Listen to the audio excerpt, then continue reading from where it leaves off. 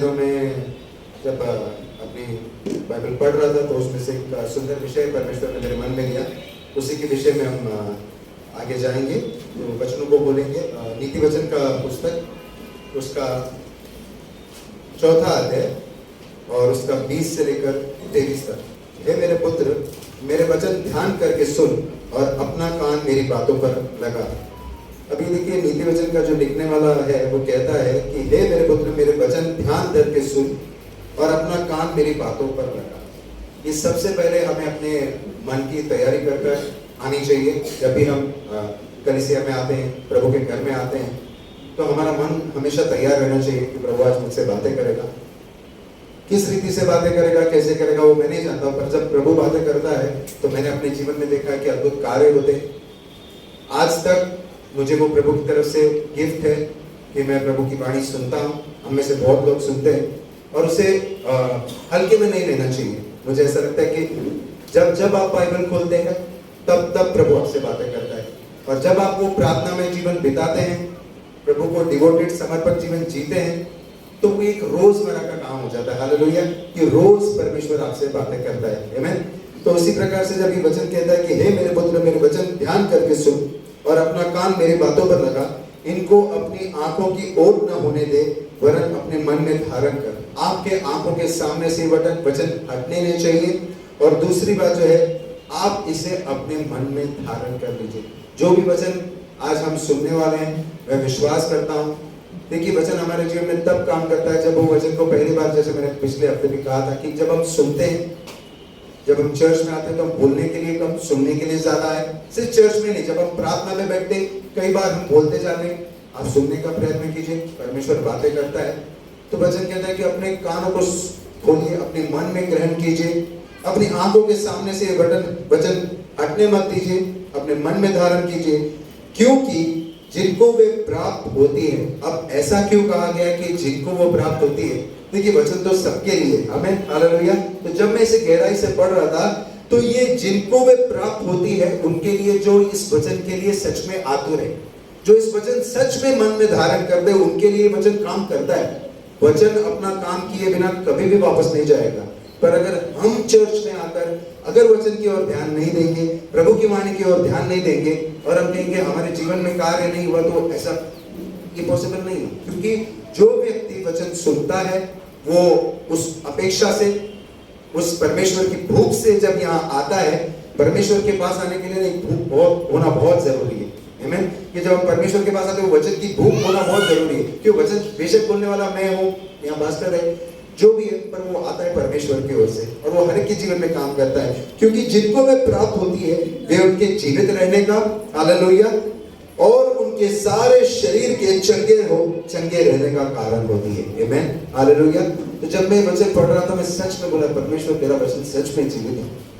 देखिए कितना सुंदर कहा गया है कि जिनको वो प्राप्त होती है। पहली बात उसमें अर्थ दी गई है, जो 20 और 21 वचन में, कि ध्यान से सुनो मेरे वचनों को और कान लगाकर सुनो, अपने कानों को खोलो, अपने आंखों से ये वचन को हटने मत दो, और अपने मन में धारण करो। जब आप इस वचनों को मन में धारण करते हैं, क्योंकि जिनको वे प्राप्त होते हैं, आज अगर ये वचन आपको प्राप्त हुए हैं, अगर आप इसे आप अपने मन में धारण करते हैं, तो ये आपके जीवित रहने का कारण है। हालेलुया। बाइबल कहते हैं आपके जीवित रहने का कारण है। आप किसी डॉक्टर की वजह से नहीं है यहाँ पर आज, आप अपने परिवार की वजह से यहाँ पर नहीं है, आप परमेश्वर, एक जीवित परमेश्वर, क्योंकि वो जिंदा है इसलिए आप जिंदा है। हालेलुया।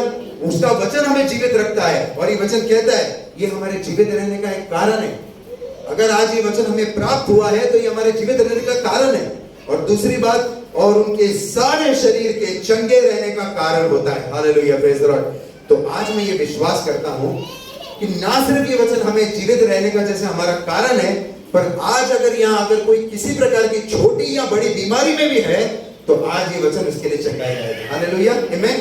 ये विश्वास कीजिए, क्योंकि मैं नहीं कह रहा हूं, ये परमेश्वर का वचन कहता है। देखिए वो क्या कहता है कि उनके सारे शरीर के चंगे रहने का कारण होती है। Praise the Lord. सारे शरीर, आपके बाल से लेकर पैर के नाखून तक, जहां जहां आपको जो भी तकलीफ होगी, परमेश्वर आज उसे चंगा करेगा। आमीन। उसके वचनों द्वारा परमेश्वर आपको चंगा करेगा।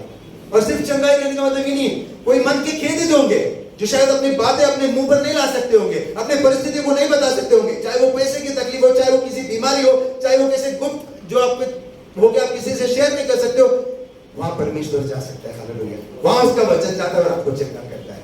तो आज ये मेरा विश्वास है कि परमेश्वर का वचन काम करेगा। और जो मेन मेरा विषय है, जो ये 23वां वचन है, सबसे अधिक अपने मन की रक्षा कर, क्योंकि जीवन का मूल स्रोत वही है। हालेलुया, सबसे ज्यादा आपके मन की आपको रक्षा करने की जरूरत है। जब मैं ये पढ़ रहा था, ये मैंने संदेश कुछ 2 या 3 दिन पहले मैंने तैयार किया, तब से लेकर जब परमेश्वर ने मुझसे बातें की, मैं वो दिन से लेकर आज दिन तक प्रार्थना कर रहा हूं कि प्रभु मेरे मन को जांच, प्रभु मेरे मन में अगर ऐसी कोई भी ऐसी बात है जो आपके विरुद्ध है, चाहे वो गुस्सा हो, चाहे वो किसी के बारे में कोई कटु भावना हो, चाहे वो कुछ भी हो, परमेश्वर उसमें से सब निकाल दे। आमीन, हालेलुया। तो वो वैसा मन के लिए मैं परमेश्वर से प्रार्थना कर रहा था, और 2-3 दिन से मैं लगातार प्रार्थना कर रहा था। मेरे अंदर वो परमेश्वर की आग भरती जा रही थी कि मैं वो प्रार्थना करते जा रहा था और मेरे अंदर वो आग भरती जा रही थी। और परमेश्वर, सच आपको बताऊं, मेरे सामने वही लोग ला रहा था जिनके लिए शायद मेरे अंदर शायद थोड़ा सा गुस्सा होगा या शायद ये होगा, पर परमेश्वर सिखाता है कि हमें इससे माफ करना है, हमें इससे प्यार करना है। ये होता है मन को बदलना, जो परमेश्वर कर सकता है, कोई मनुष्य नहीं कर सकता। आमीन।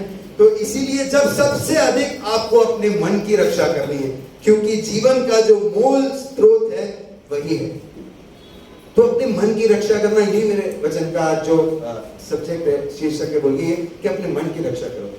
आपको आज जांचना है आपके मन में क्या है। बेशक आप मनुष्य को तो हम नहीं बता सकते, मनुष्य एक दूसरे का मन नहीं पढ़ता, होता तो यहाँ चर्च में इतने लोग होते ही नहीं, किसके मन में किसके लिए क्या हम नहीं जानते, बट परमेश्वर जरूर जानता है। हालेलुया। देखिए एक वचन को पढ़ेंगे, मार्कुस का पुस्तक, नए नियम में मरकुस का पुस्तक, उसका 7वां अध्याय और 14, 15, 16।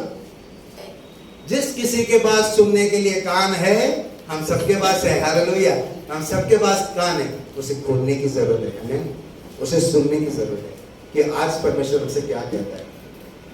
वचन देखिए क्या है, तब उसने लोगों को अपने पास बुलाकर उनसे कहा, किसी और ने नहीं, यीशु मसीह ने उनको अपने पास बुलाकर कहा, तुम सब मेरी सुनो और समझो। आमीन। आज परमेश्वर चाहता है पहली बार हम अपने कानों को तैयार करें, मनों में ग्रहण करने के लिए तैयार रहें, सुनो और समझो परमेश्वर क्या कहना चाहता है। ऐसी कोई भी वस्तु नहीं जो मनुष्य में बाहर से समाकर उसे अशुद्ध करे, कि कोई भी ऐसी बात है जो तुम्हारे कान में नहीं आई, या कोई भी ऐसी बात की वस्तु नहीं है जो तुम्हें अंदर जाके अशुद्ध कर सकती है, ऐसी कोई भी वस्तु नहीं, क्योंकि वचन कहता है, परंतु जो वस्तुएं मनुष्य के भीतर से निकलती है वे ही उसे अशुद्ध करती है।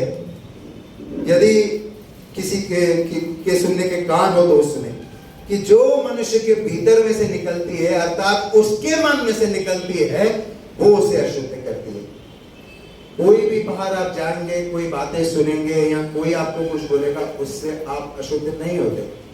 आपके मन में किसी और के लिए, आपके मन में किसी के लिए क्या भावना है, आपके मन में अशुद्धता से जो बातें निकलती है वो आपको अशुद्ध करती है। बाहर से निकली हुई कोई भी बातें जब हमारे कान में जाती है या हमारे अंदर जाती है, वो हमें अशुद्ध नहीं करती है। वचन कहता है हमारे विचार, हमारे मन की जो भावना है, हमारे मन में जो हम क्या सोचते हैं, वो दर्शाता है कि हम शुद्ध हैं या अशुद्ध हैं। आगे देखते हैं हम उस बारे में। देखिए उसी अध्याय का 20 से लेकर 23 तक पढ़ेंगे। ये सब बातें मनुष्य के भीतर से ही निकलती हैं और उसे अशुद्ध करती है।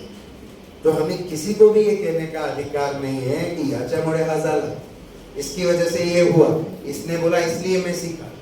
आपके अंदर से क्या निकलता है वो आपको अशुद्ध करना है, ये आपको जान लेने की जरूरत है कि परमेश्वर के पास जब हम जाते हैं, हम किसी के बारे में कभी कभी बोलते हैं प्रभु याला बा, प्रभु याला बा। पहले हमें अपने आप को जांचने की जरूरत है कि हमारा मन कैसा है। और यहाँ पर सिर्फ मैं समझता हूँ कि कुछ उदाहरण दिए गए हैं, सारे उदाहरण नहीं दिए गए, कुछ उदाहरण दिए गए हैं।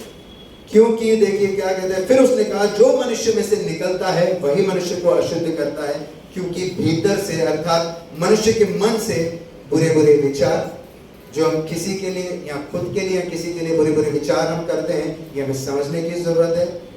व्यभिचार, चोरी, हत्या, परस्त्री गमन, लोभ, लालच, किसी को गलत नजर से देखना, दुष्टता, छल की भावना, लुचपन, क्रूर दृष्टि, निंदा, अभिमान और मूर्खता निकलती है।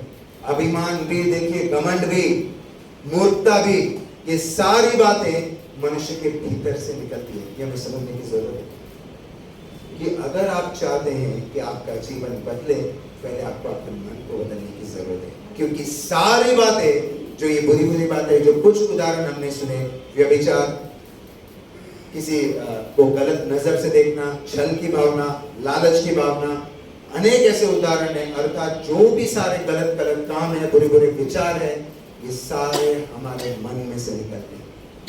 बुरे विचार को भी यहाँ कहा गया कि कई बार हम बुरे विचार करते हैं सिर्फ दूसरों के लिए नहीं, अगर हमारे विचार में भी, हम खुद के लिए भी अगर बुरे विचार करते हैं, अगर हमारी नकारात्मक सोच है, तो ये हमें समझने की जरूरत है कि वो सोच किसी ने हमारे ऊपर थोपी नहीं है, ये हमारे मन से निकल रहा है। इसलिए आपको वो अधिकार है, हालेलुया, प्रेज द लॉर्ड, कि किसी ने आपके ऊपर कब्जा नहीं किया है, किसी ने आपके ऊपर वो अधिकार नहीं किया है कि आपको वो नकारात्मक अगर बोलता है तो वो आपके जीवन में हो जाएगा, ऐसा नहीं है। क्योंकि मनुष्य की कोई भी बाहर से बातें उसे अशुद्ध नहीं करती, पर उसके भीतर से निकली हुई बातें उसे अशुद्ध करती है। ये था पहली बात, क्या हमें अपने आप को समझना चाहिए कि परमेश्वर, और इसलिए ऐसा है, मनुष्य ज्यादातर अपने बाहरी रूप को बहुत सुंदर रखने की कोशिश करता है, हालेलुया। बहुत सारी बातें हैं जो मनुष्य अपने आप को सुंदर रखता है, अच्छे अच्छे कपड़े हम पहन के आते हैं, और कलीसिया में भी अगर मैं उदाहरण दूं तो बहुत अच्छे से हम आएंगे, पर अगर किसी का घर में कुछ परेशानी होगी तो हम बहुत कोशिश करते कि किसी को पता न चले, या जो कुछ भी हो। पर एक बात हमेशा याद रखना कि हम यहाँ आकर शायद एक दूसरे को, एक मनुष्य को धोखा जरूर दे सकते हैं, पर परमेश्वर मनों को जानता है। परमेश्वर मनों को जांचने वाला परमेश्वर है। वो हमारी सब भावना को, हमारे मन को अंदर तक जानता है, क्योंकि वो न सिर्फ हमारे मनों को बनाने वाला है, पर एक जगह वचन कहता है यदि हमारा मन हमें दोषी ठहराए तो हमारा परमेश्वर हमारे मनों से भी बढ़कर है। आमीन। एक उदाहरण को आपके सामने पेश करता हूँ, एक प्रेरितों का पुस्तक। देखिए यहाँ एक दाऊद के विषय में मैं आपको एक गवाही का उदाहरण दूंगा, उसका 13वां अध्याय 22वां वचन। देखिए यहाँ परमेश्वर एक सुंदर दाऊद के विषय में गवाही देता है कि फिर उसे अलग करके दाऊद को उनका राजा बनाया, जिसके विषय में उसने गवाही दी, अर्थात परमेश्वर ने दाऊद के विषय में गवाही दी, मुझे एक मनुष्य, केवल एक मनुष्य मिला है, मुझे एक मनुष्य यिशै का पुत्र दाऊद मेरे मन के अनुसार मिल गया है। Praise the Lord. अर्थात परमेश्वर का मन देखिए क्या चाहता होगा, हालेलुया। मैं हमेशा जब मुझे परमेश्वर की पहचान हुई, मैं अपना जीवन सिर्फ उस स्रोत पर जीने की कोशिश करता था कि परमेश्वर तुझे क्या भाता है, परमेश्वर तुझे क्या पसंद है। यदि हर एक व्यक्ति, सिर्फ ये कलीसिया में नहीं, अगर हर एक व्यक्ति अपना जीवन उस रीति से बिताने की कोशिश करे, क्योंकि परफेक्ट कोई भी नहीं, सिर्फ कोशिश करे कि जैसा परमेश्वर चाहता है वैसा मैं जीऊं, तो कितना सुंदर होगा। और परमेश्वर ये गवाही एक मनुष्य के विषय में देता है, एक मनुष्य के विषय में, और वो यिशै का पुत्र दाऊद है। उसके विषय में परमेश्वर गवाही देता है कि मुझे एक मनुष्य यिशै का पुत्र दाऊद मेरे मन के अनुसार मिल गया है, वही मेरी सारी इच्छा पूरी करेगा। Praise the Lord. देखिए उसमें कितना बड़ा रहस्य है कि पहली बात तो एक साधारण भेड़ चराने वाला व्यक्ति, एक मनुष्य दाऊद, किसे साउल की जगह पे बुलाया गया, उसे राजा के पद से हटाकर एक साधारण व्यक्ति को राजा बनाया गया। और ना सिर्फ राजा बनाया गया, क्योंकि वो किसी मनुष्य की स्तुति के अनुसार नहीं बनाया गया, वो परमेश्वर की स्तुति का पात्र था। परमेश्वर उसकी स्तुति करते हुए परमेश्वर उसके बारे में गवाही देता है कि मुझे एक मनुष्य दाऊद मिला है जो मेरे मन के अनुसार मुझे मिला है। और आगे वचन कहता है वही मेरी सारी इच्छा पूरी करेगा। अर्थात जो व्यक्ति परमेश्वर को जानता है, उसकी इच्छा के अनुसार चलता है, वो व्यक्ति परमेश्वर के मन के अनुसार है। Praise the Lord. वो परमेश्वर को भाता है। यहाँ परमेश्वर अपना भी उदाहरण दे रहा है कि मुझे मेरे मन के जैसा एक व्यक्ति मिला है दाऊद, क्योंकि वही है जो मेरी इच्छाओं को पूरी करेगा। Praise the Lord. और आज परमेश्वर वो हर एक से कहता है, केवल दाऊद के विषय में नहीं, हर एक अपने बेटे और हर एक अपनी बेटी के विषय में कहता है कि अगर आपके मन में वो इच्छा केवल करने की आतुरता भी है कि मैं परमेश्वर को जानना चाहता हूं, मैं परमेश्वर के लिए जीना चाहती हूं, या मैं परमेश्वर के लिए जीना चाहता हूं, मैं परमेश्वर के लिए कार्य करना चाहता हूं, परमेश्वर के सामने दिन रात वो खड़ा रहता है या खड़ी रहती है उससे सुनने के लिए कि परमेश्वर तू क्या चाहता है, मेरी इच्छा बाजू में रखकर मैं तेरी इच्छा को पूरी करूंगा। परमेश्वर कहता है कि वो व्यक्ति मेरे मन के अनुसार है। आमीन, हालेलुया। ये बातें समझने की जरूरत है। और देखिए किस प्रकार से ये सब हुआ। पहला शमूएल उसका 16वां अध्याय उसका पहला वचन, यहोवा ने शमूएल से कहा, मैंने शाऊल को इस्राएल पर राज्य करने के लिए तुच्छ जाना है। अभी यहाँ देखिए एक का पतन हो रहा है, एक को राजा के पद से हटाया जा रहा है और वो है शाऊल। और परमेश्वर ने उसके लिए भी एक व्यक्ति को चुना है। वो प्रभु शमूएल से कहता है कि मैंने शाऊल को जो इस्राएल का राजा बना के पर मैंने उसको तुच्छ जाना है। तो कब तक उसके विषय में विलाप करता रहेगा। शमूएल उसके विषय में उसे दुख हो रहा था कि उसे परमेश्वर की नजरों में वो गिर गया। परमेश्वर से कहता है कि तू कब तक उसके विषय में दुख मनाएगा। अपने सिंग में तेल भरकर चल। मतलब एक बात ये क्या दर्शाता है कि परमेश्वर के राज्य में परमेश्वर की सेवा के लिए कभी भी किसी व्यक्ति की कमी नहीं होगी। हालेलुया। परमेश्वर जब चाहे किसी को भी नीचे से उठाकर ऊपर कर सकता है। हालेलुया। ये बात हम देखते हैं। अपने सिंग में तेल भरकर चल, मैं तुझको बैतलहम वासी यिशै के पास भेजता हूं, क्योंकि मैंने उसके पुत्रों में से एक को राजा होने के लिए चुन लिया है। परमेश्वर शमूएल को कहता है, और देखिए ये भावना शमूएल की नहीं थी, ये भावना परमेश्वर की थी। शमूएल एक जरिया था। हालेलुया। ये मैं आपको रहस्य की बातें बता रहा हूं कि अगर आपको ऐसे लगता है कि मेरा जीवन बहुत साधारण है, मैं परमेश्वर के लिए इस्तेमाल नहीं हो सकती या मैं परमेश्वर के लिए इस्तेमाल नहीं हो सकता, आपके काम काज करने का कोई भी ढंग हो, आप किस भी पोजीशन पे काम करते हो, आप कहां भी हो, कुछ भी आपका पद हो, पर ये याद रखना जब आप परमेश्वर के विषय में विश्वास योग्य है, परमेश्वर आपको फर्श से लेकर अर्श तक लेके जा सकता है। ये बातें हमेशा याद रखना, कभी भी मत भूलना। ये मेरे जीवन की गवाही है जो मैं जानता हूं, क्योंकि अगर यहां मैं खड़ा हूं तो मैं शर्मिंदा नहीं हूं इस बात कहने के लिए कि मैंने मेरे जीवन में बहुत सारे पाप किए। पर जैसे दानियल की पुस्तक में एक वचन कहा गया, वचन मेरे मन को बहुत भाता है। वो वचन कहता है दानियल के विषय में कि जिस दिन तूने परमेश्वर के सामने अपने आप को नम्र किया, तूने वो सोच रखी कि परमेश्वर मैं तेरे आगे नम्र होऊंगा, वचन कहता है उसी दिन तेरी प्रार्थना सुन ली गई थी। हालेलुया। जिस दिन आप अपने मन की कठोरता, अपने घमंड, अपनी इच्छाओं को बाजू में कर परमेश्वर को स्थान देंगे, मैं आपको बताता हूं आपने अपने आप के लिए एक सेवकाई का दरवाजा खोल दिया है कि जब परमेश्वर आपको उठाएगा, आपको अपने आप को हमें जांचने की जरूरत है कि क्या सिर्फ चर्च में आना हमारा भाग है, कि सिर्फ वचन सुनकर अपने और अपने परिवार का तारण हो जाना, उद्धार हो जाना हमारा सिर्फ इतना ही भाग है, कि परमेश्वर ने आपको एक उद्देश्य के लिए बुलाया। मेरा ये मानना नहीं, ये वचन कहता है और ये मेरा विश्वास है, हर एक व्यक्ति, हर एक विधर्मी व्यक्ति जिसे परमेश्वर ने चुना है, उसका एक अतीत था, वो एक पापी व्यक्ति था। परमेश्वर ने सिर्फ उसे पाप से मुक्त नहीं किया, अगर ऐसा होता तो मैं पाप से मुक्त होकर मैं आजाद हो गया था, बट परमेश्वर ने मुझे मेरे पापों से आजादी दी, मेरे बीमारियों से मुझे आजादी दी। परमेश्वर ने मुझे उस गलत जीवन से, एक मूर्ति पूजा के जीवन से अगर निकाला तो सिर्फ इसलिए नहीं निकाला कि मैं अकेला निकालूं। पास्टर ने मेरे विषय में एक भविष्यवाणी की थी कि मेरे परिवार के उद्धार का कारण मैं बनूंगा। तो इसका मतलब ये निकलता है कि परमेश्वर ने मेरे लिए, सिर्फ मेरे लिए नहीं, जो कोई भी आज प्रभु में है, जो उसका वचन पढ़ता है, जो जीसस को, यीशु मसीह को पुकारता है, यीशु मसीह के नाम से आमीन कहकर प्रार्थना करता है, उसका उद्देश्य सिर्फ अपने परिवार का उद्धार नहीं है, पर जहां जहां वो जाए वो वचन को लेकर जाए और परमेश्वर के बारे में बताए। और परमेश्वर ने ये सेवकाई सिर्फ यहाँ खड़े रहने वालों के लिए नहीं रखी है, हर एक के लिए रखी है। हालेलुया। कि हमें हमारा जीवन का उद्देश्य समझने की जरूरत है कि सिर्फ बाइबल पढ़कर को, बाइबल को हमारे घर में रखकर, सिर्फ अपने परिवार में रखकर क्या हमारे ये जीवन का ये मकसद है? हमें अपने आप को, हर एक एवेंजलिस्ट है, हर एक प्रचार करने वाला है। शायद आपको यहाँ बोलने का गिफ्ट नहीं होगा, आप नहीं बोल पाते होंगे, पर अनेक जगह पे है जहां मैं उतना अच्छे से नहीं बोल सकता, वहां आप बोल सकते हैं। हालेलुया।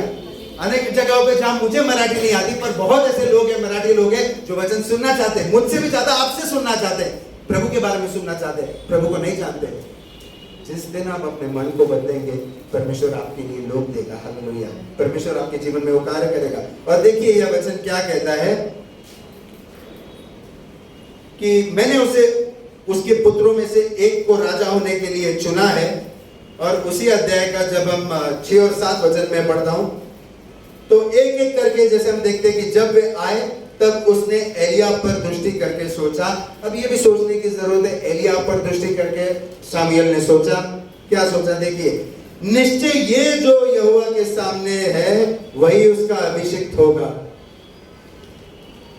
क्यों ऐसा सोचा? क्योंकि वो जो एलियाब था उसकी अच्छी बॉडी होगी, अच्छे कपड़े होंगे, देखने में थोड़ा सा ऐसा ये होगा, और लोगों को ऐसा लगता होगा कि ये परमेश्वर का चुना हुआ है। और यही गलती कई बार हम करते हैं कि पहले नजर, ये मनुष्य का स्वभाव है कि पहले वो दिखता कैसा है। अगर वो छोटा हो, नाटा हो, काला हो तो प्रभु के लिए उपयोग नहीं हो सकता। मैं कहता हूं सबसे ज्यादा वो टैलेंटेड है परमेश्वर के लिए उपयोग होने के लिए, क्योंकि प्रभु ऐसे लोगों को नहीं बुलाता जो बहुत खुशहाल है। परमेश्वर ऐसे लोगों को बुलाता है जिन्हें कोई ज्ञान नहीं है, फिर परमेश्वर उन्हें तैयार करता है और लोगों को दिखाता है, देखो मैंने इसके साथ क्या किया। हालेलुया, ये परमेश्वर की खासियत है। इसीलिए प्रभु के लोग अलग होते हैं, क्योंकि परमेश्वर उन्हें अलग बनाता है। और यहाँ देखिए आगे क्या हुआ, परंतु यहोवा ने शामूएल से कहा, न तो उसके रूप पर दृष्टि कर और न तो उसके रूप पर दृष्टि कर और न उसके कद की ऊंचाई पर। इसका मतलब शामूएल ने उसी पर दृष्टि की, उसके रूप पर और उसकी लंबाई पर दृष्टि की, क्योंकि मैंने उसे अयोग्य जाना है। आमीन। और ये भी एक बात मैं आपको बताता हूं कि जब आपको ऐसे लगे, आपकी नौकरी की जगह पर भी, कलीसिया में भी, जहां भी, कि आप नजरअंदाज किए गए, शायद आपके दिखने की वजह से, शायद आपकी जो परिस्थिति होगी उसकी वजह से, शायद आपके पास ज्यादा पैसा नहीं होगा, आपके पास वो देखने का जो लोगों का देखने का नजरिया होगा, वो आपके पास वैसी सुंदरता नहीं होगी।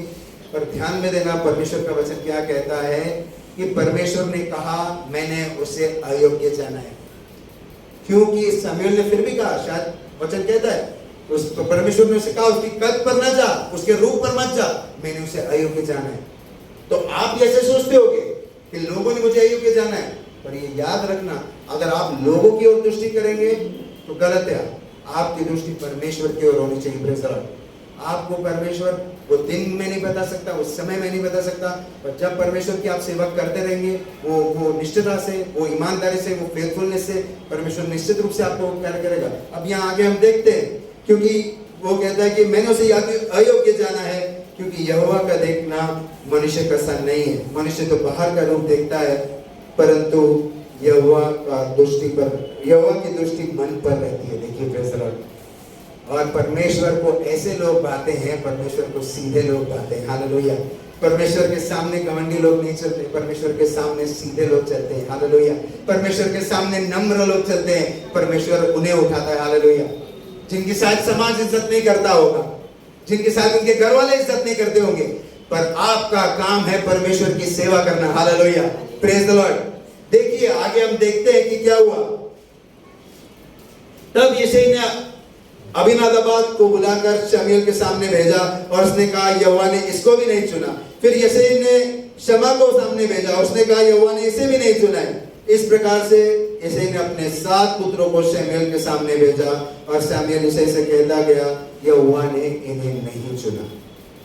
इसका मतलब क्या हुआ? जैसे मैंने कहा कि घर में जो शायद सम्मान नहीं होता है, मेरे हिसाब से यिशै जो था, दाऊद का जो पिता था, उसने दाऊद को इस योग्य जाना ही नहीं कि वो उसमें उस जो क्वालिफिकेशन है उसके लिए कि ये सही नहीं बैठता है, कि ये तो राजा चुनने के लिए आया है, और ये जो मेरे बाकी के बेटे हैं ये सुंदर है, रूप से हट्टे कट्टे हैं, होशियार है, टैलेंटेड है।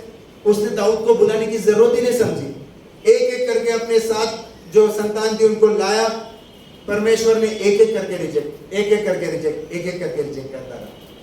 तो ये मेरा कहना है कि जब आपको ऐसे लगे कि देखिए कोई आपसे आगे जा रहा है, जब तक प्रभु नहीं चाहता तब तक कुछ नहीं होता। हालेलुया। और यदि अगर प्रभु ने आपको चुना है, आपके आगे 1 2 3 4 5 6 7 कोई भी व्यक्ति आगे चले जाए, जब आपका नंबर आएगा कोई उसे नहीं सकता। Praise the Lord. परमेश्वर आपको चुनेगा, और ये सच में रहस्यमय बातें बता रहा हूं आपको, एक एक करके। और वो देखिए, जैसे समझो किसी चीज की स्पर्धा हो रही है, वह स्पर्धा में एक एक करके नाम लिखे जा रहे हैं, इसका नाम, उसका नाम, उसका नाम। आपका नाम शायद उस स्पर्धा में होगा भी नहीं, जैसे दाऊद का नाम उस स्पर्धा में नहीं था। एक एक करके 7 नाम उस स्पर्धा में दिए गए। सबको पहले लगा, जैसे सैमुएल को लगा रहे इसकी जो पहली संतान है इसका नाम चुन लिया गया है। सबसे पहले परमेश्वर ने कहा मैंने उसे अयोग्य जाना है। वो स्पर्धा ही वहां परमेश्वर ने खत्म कर दी। परमेश्वर की स्पर्धा अलग है। Hallelujah, praise the Lord. आपका नाम वहां नहीं भी लिखा होगा, परमेश्वर वहां लिखता है। हालेलुया। आपका नाम शायद इस संसार के नामों में नहीं लिखा जाएगा, पर जब परमेश्वर आपको चुनता है ना, तो याद रखना आप उन लोगों के सामने सेवा करेंगे जिन लोगों ने शायद आपको कभी योग्य भी नहीं जाना होगा। परमेश्वर ऐसा काम करता है। और देखिए, तब शमूएल ने यिशै से कहा क्या सब लड़के आ गए? वो बोला नहीं, छोटा तो रह गया और वो भेड़ बकरियों को चलाता है। वो उसके बारे में बताता है, वो तो साधारण काम करता है, वो भेड़ बकरियां चलाने वाला है। वो अपने औलाद के बारे में कहता है कि देखिए वो तो भेड़ बकरी चलाने वाला है, ये तो सब शायद कुछ बड़ा काम करते हैं, वॉरियर है, ये लड़ने का काम करते हैं, ये ताकतवर है, वो भेड़ बकरियां चलाता है। ये देखिए कितना सामर्थ्य आपके शरीर में है, ये भी परमेश्वर को नहीं पाता है। आमीन, हालेलुया। परमेश्वर का चुनने का तरीका अलग होता है। वो हृदय को देखता है, और परमेश्वर ने जो है वो दाऊद का हृदय को जाना था। और देखिए वो भेड़ बकरी को चलाता है। शमूएल ने यिशै से कहा उसे बुलावा भेज, क्योंकि जब तक वो यहाँ न आए तब तक हम खाने को नहीं बैठेंगे। Hallelujah, praise the Lord. जब आपका समय आएगा, परमेश्वर जब आपको चुनता है, आगे का कार्य सब परमेश्वर रुका देगा। हालेलुया। जब परमेश्वर आपको चुनता है, सब परमेश्वर रुका देता है। हालेलुया। उन्होंने क्या कहा, ये सब बेटों को बाजू में कर दे, उसके लिए बुलावा भेज, जब तक वो नहीं आएगा हम खाना खाने नहीं बैठेंगे। Praise the Lord. क्योंकि परमेश्वर का काम पहले होता है। हालेलुया। जब परमेश्वर का समय आएगा, ना आपको भागम दौड़ी करनी पड़ेगी, आपकी सत्यता, आपकी ईमानदारी, आपका जो शुद्ध मन है, वो आपके लिए परमेश्वर आपके लिए लड़ेगा। और देखिए आगे क्या होता है। तब उसे दिलाकर भीतर ले गया, उसके तो लाली झलक रही थी और उसकी आंखें सुंदर और उसका रूप सुंदर था। तब यहोवा ने कहा उठकर इसका अभिषेक कर, वो यही है। Hallelujah, praise the Lord. देखिए वो अपना काम उधर कर रहा था ईमानदारी से। Praise the Lord. वो भेड़ बकरियों को चला रहा था। आमीन। वो अपना काम छोटा ही से वो अपना काम कर रहा था। उसे पता नहीं था मेरे घर पे क्या चल रहा है। घर पे नॉमिनेशन हो रहे हैं, घर पे चुनाव हो रहा है, कौन अगला राजा बनेगा। शमूएल आया है, घर पे मेहमान आए, बड़े व्यक्ति आया है, चुनने के लिए आया है। कितनी चोट लगी होगी उसे कि मेरा नाम ही वहां नहीं है, वो लिस्ट में मेरा नाम ही नहीं है। परमेश्वर ने उस सातों को अयोग्य जाना। और उस सेवक ने कहा जब तक दाऊद नहीं आएगा तब तक हम खाना नहीं खाएंगे। क्योंकि शमूएल समझ गया था कि वो जो उसकी आखिरी संतान थी, जो आखिरी संतान थी, वही परमेश्वर का अभिषेक है। Praise the Lord. हालेलुया। परमेश्वर का काम कभी भी नहीं रुक सकता। हालेलुया। परमेश्वर किसी को भी अपनी सेवा के लिए नियुक्त कर सकता है। ये बात हमेशा जानने की जरूरत है, क्योंकि वचन में एक जगह जो महत्व का वचन है, परमेश्वर ने कहा, और वो परमेश्वर का दास था। शमूएल जो था परमेश्वर का दास था, फिर भी परमेश्वर ने उसे एक सीख दी कि मनुष्य को बाहरी रूप से देखना छोड़ दे। ये मनुष्य का स्वभाव है कि हम बाहरी रूप से मनुष्य को देखते हैं, कितने सुंदर उसके बाल है, कितने सुंदर उसके कपड़े हैं, कितनी सुंदर उसकी बॉडी है, कितना उसके पास पैसा है। पर जो मनुष्य मन का दीन है, जो मन का परमेश्वर के साथ सही है, वो परमेश्वर के लिए चुना गया है। हालेलुया। और वही दाऊद था। उसे अपने आप को जाने की जरूरत, उसे अपने आप को बुलाने की जरूरत नहीं पड़ी कि मैं बाबा मुझे बुलाओ, मैं भी हूँ, आठवीं संतान मैं भी हूँ, मुझे तो देखो। शायद उसे तब अगर वो होता तब उसे उतना दुख भी होता कि मुझे गिना तो गया, पर वो अपना काम ईमानदारी से करते रहा। उसे जाने की जरूरत नहीं पड़ी, उसे बुलावा भेजा गया कि आइए, परमेश्वर ने आपको चुना है, आपका अभिषेक होने का समय आया है। Praise the Lord. हालेलुया। और वचन क्या कहता है पता है? 13वां वचन। तब शमूएल ने अपना तेल का सिंक लेकर उसके भाइयों के मध्य में, देखिए ऐसा क्यों कहा गया, उसके भाइयों के मध्य में, क्योंकि उसके भाई भी उसका मजाक उड़ाते थे। उसके भाइयों के मध्य में वो तेल, उसे अभिषेक, उस तेल से अभिषेक किया गया। देखिए क्या कहता है, उसके भाइयों के मध्य में उसका अभिषेक किया गया। हालेलुया। जहां जहां आपका मजाक उड़ाया गया है, पर आप परमेश्वर के रास्ते पे चलते रहिए, आप परमेश्वर की ईमानदारी से चलते रहिए। जिन जिन लोगों के सामने हुआ है, परमेश्वर उन लोगों के मध्य में, आपके परिवार के मध्य में परमेश्वर आपको अभिषेक रखने की ताकत रखता है। Praise the Lord. ये बात हमेशा याद रखना। और देखिए क्या हुआ, उसके भाइयों के बीच में उसका अभिषेक किया और उस दिन से लेकर भविष्य को यहोवा